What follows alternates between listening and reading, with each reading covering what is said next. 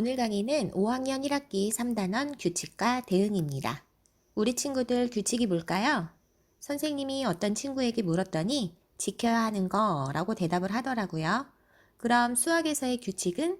했더니 반복되는 거라고 대답을 했어요. 맞는 말이죠? 일상생활에서의 변하지 않는 규칙 같은 게 있어요.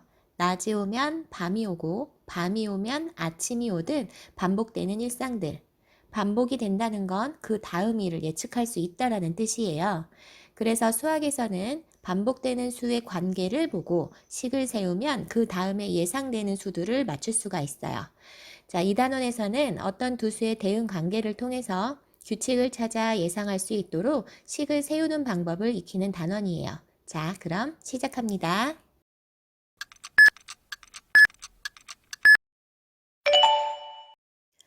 자, 두 양 사이의 관계를 알아보는 내용이에요. 의자의 수와 탁자의 수 사이의 대응 관계를 알아보고자 해요.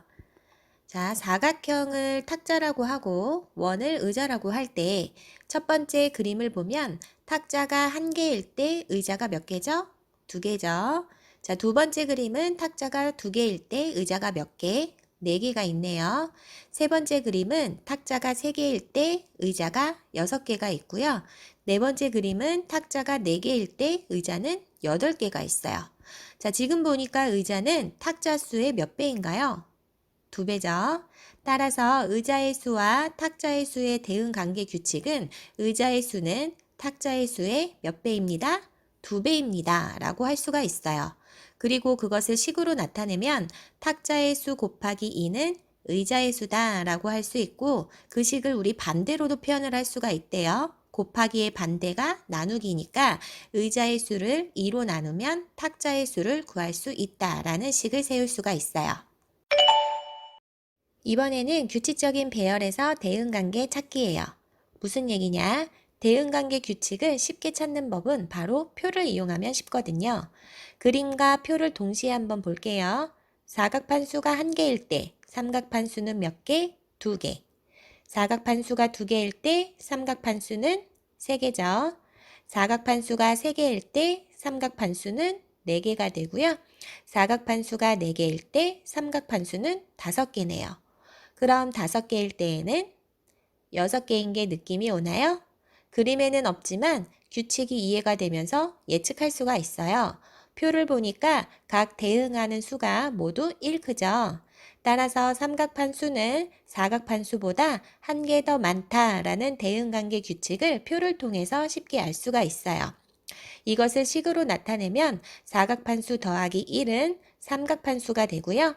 반대로 식을 나타내면 삼각판수에서 더했던 1을 다시 빼면 사각판수다라는 식을 세울 수 있답니다. 대응관계를 식으로 나타내는 방법을 다음 표를 통해서 좀 더 자세히 한번 알아봅시다. 자동차 수와 바퀴 수의 사이의 대응관계를 표로 나타내었어요. 식으로 나타내려면 우선 둘 사이의 계산 결과를 먼저 봐야 돼요. 수가 커졌죠? 수가 커지면 식으로 나타낼 때 쓰는 기호는 딱 2개예요. 더하기나 곱하기. 그럼 더하기를 써야 하는지 곱하기를 써야 하는지는 각 배열의 차이를 살펴보면 돼요. 자, 자동차의 수와 자동차 바퀴 수의 대응 관계가 첫 번째에서는 3개 차이 나고요. 두 번째에서는 6개가 차이 나고 세 번째에서는 9개가 차이가 나죠? 자, 차이가 일정한가요? 아니요. 자, 이렇게 차이가 일정하지 않고 변하면 더하기는 쓸 수가 없어요. 그럼 무엇을 쓰면 된다? 곱하기를 쓰면 돼요. 자, 몇 배인지 살펴보면 되겠죠? 자, 첫 번째 1일 때 4의 결과가 나왔으니 몇 배? 4배 한 거고요. 자, 두 번째도 보니까 4배. 세 번째도 보니까 4배. 자, 모두 4배니까 이제는 식을 세울 수 있어요. 자동차 수에다가 4를 곱해서 자동차 바퀴수를 구하면 되겠죠? 반대로는 자동차 바퀴수에다가 곱했던 4를 반대로 나누면 우리가 자동차 수가 나오게 되겠죠. 자, 그런데 식을 말로 쓰려니까 좀 복잡하지 않나요? 그래서 간단히 쓸 수 있는 방법이 있대요. 바로 기호로 대신 쓰는 거예요. 자동차 수를 원이라는 기호로 대신 쓰고 바퀴 수를 별이라는 기호로 대신 쓰면 첫 번째 식은 이렇게, 두 번째 식은 이렇게 간단히 식으로 세울 수 있답니다.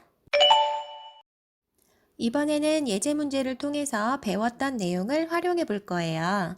성냥개비로 정삼각형을 만들었대요. 그래서 5번 문제는 정삼각형과 성냥개비 수 사이의 대응관계를 표로 나타내어 보래요. 대응관계를 쉽게 알 수 있는 방법은 바로 표를 이용하는 거랬죠? 그래서 지금은 표를 먼저 작성을 하지만 표가 없는 문제에서도 우리 친구들이 표를 먼저 작성하고 문제를 풀었으면 좋겠어요. 정삼각형이 한 개일 때 성냥개비는 세 개죠. 간혹 그림을 보면서도 뭔 소리지? 하는 친구들이 있는데 그림의 정삼각형 한 개만 딱 보면 됩니다. 이렇게.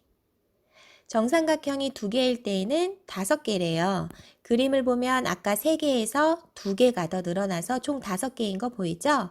그럼 3개일 때에는 또 2개가 늘어나서 7개.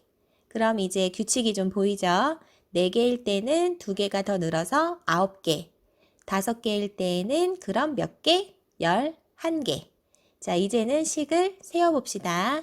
대응되는 수의 변화부터 봐야 되겠죠? 수가 어떻게 되죠? 커지죠? 그럼 더하기나 곱하기로 식을 세울 수 있겠네요. 더하기를 쓰려면 차이가 어떻게 해야 된다고 그랬죠? 똑같아야 된다고 했어요. 그런데 각 수의 대응의 차이가 지금 보니까 똑같지 않네요. 그럼 더하기가 아니라 뭐를 쓸 수 있다? 아, 곱하기구나 라고 생각을 하면 돼요. 자, 그럼 몇 배인지 한번 볼까요? 첫 번째를 보니 3배네요. 그럼 두 번째도 3배여야 되는데 어라? 이건 뭐지? 3배가 아니네요. 그럼 곱하기도 아닌가? 곱하기는 맞는데 이럴 때는 좀 변수가 있는 거라 몇 배인지 알 수가 없을 때에는 대응하는 결과만 보면 돼요. 결과의 차이를 보니 모두 2씩 늘어나요. 2씩 늘어나는 배수가 뭐죠? 2의 배수죠? 그래서 정삼각형 수를 원이라고 하고 성냥개비 수를 별이라고 한 다음에 식을 한번 세어볼게요. 자, 원에다가 계산 결과가 2의 배수 특징을 보였으니까 곱하기 2를 해주면 돼요. 그런데 선생님, 그럼 첫 번째 대응 관계를 보면 1에다가 곱하기 2를 하면 2인데 지금 보니까 3이잖아요. 그럼 안 되는 거 아닌가요? 라는 질문을 할 수 있겠죠? 아까 선생님이 변수가 생겼다고 했잖아요. 2의 배수 특징을 가지고는 있는데 처음 출발이 잘못됐어요. 어떻게? 2의 배수 특징이 뭐예요? 2부터 시작해서 2씩 커진다 하잖아요. 그런데 대응 결과는 3부터 시작을 했어요. 그래서 시작부터 틀어진 차이를 조정을 해줘야 돼요. 2부터 시작해야 되는데 3부터 시작을 하면서 더 많아진 1을 더해주면 돼요. 이렇게. 그럼 1 곱하기 2는 2고 거기에 1을 더해서 3이 나오죠. 그럼 두 번째 대응표에서도 적용이 되는지 한번 봅시다. 2 곱하기 2는 4인데 1을 더해서 5. 딱 떨어지죠? 자, 그럼 식을 세웠으니 그 다음 문제를 풀어봅시다. 정삼각형의 수와 성냥개비 수 사이의 대응관계를 식으로 나타내고 정삼각형 10개일 때 성냥개비 수를 구하세요 라고 했어요. 자, 식은 이미 세어놨기 때문에 수만 넣어서 우리가 쓰면 돼요. 정삼각형이 10개니까 10을 쓰고 거기에 2를 곱하죠. 그리고 1을 더해요. 그럼 얼마? 21. 따라서 답은 21개. 자, 무조건 답을 구하려고 하면 어려워요. 우선 지금처럼 표로 작성을 해놓고 대응식을 세운 다음에 그리고 문제를 풀어야 우리가 예측이 쉽답니다. 대응관계를 식으로 나타내는 방법 정리해 볼게요. 자, 우선 첫 번째, 대응하는 수의 크기 변화를 보자. 수가 커졌다, 그럼 더하기나 곱하기. 수가 작아졌다, 그럼 빼기나 나누기를 쓰면 됩니다. 자, 두 번째는 표를 보고 각 배열에 대응하는 수의 차이가 일정한지 보면 돼요. 차이가 일정하다, 그러면 더하기나 빼기를 쓰면 되는데 차이가 일정하지 않으면 곱하기나 나누기를 쓰면 됩니다. 세 번째는 좀 전 문제처럼 몇 배인지 알 수 없는 경우가 있었어요. 이런 경우는 몰라 하지 말고 대응 결과의 차이를 봅니다. 2씩 차이 나면 2의 배수니까 곱하기 2를 쓰면 되고요. 3씩 차이 나면 3의 배수니까 곱하기 3으로 식을 세우면 돼요.